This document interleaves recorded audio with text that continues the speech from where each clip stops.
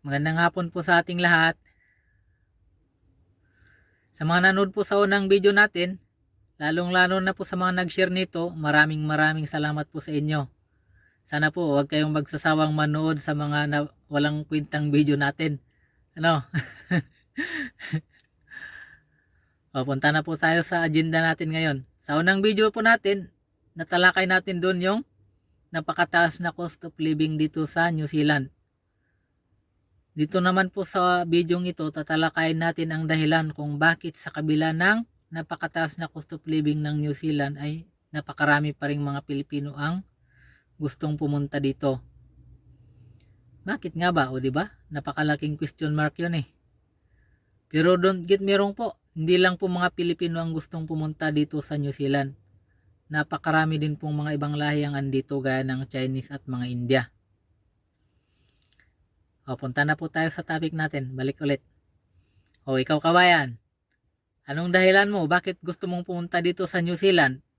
Sa mga kagaya kong andito, ano-ano ang mga dahilan nyo? Bakit andito kayo?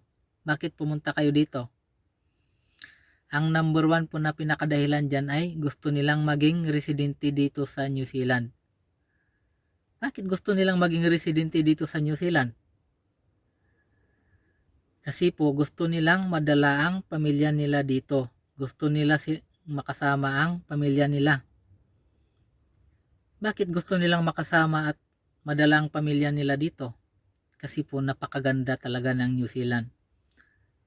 Isa po sa number one na benefits ng pagiging residente o citizen ng New Zealand ay free access to health and education.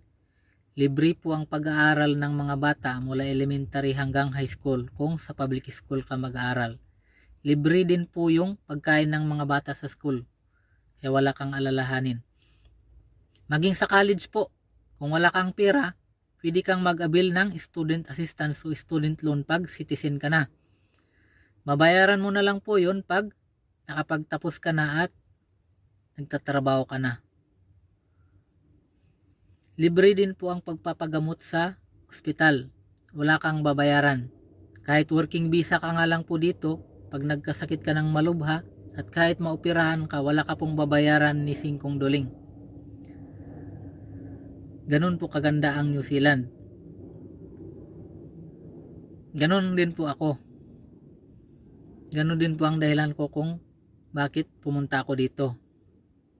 Kasi naranasan kong mamuhay mag-isa ng 8 taon sa Saudi Arabia, hindi ko kasama ang pamilya ko. Napakalungkot po talaga.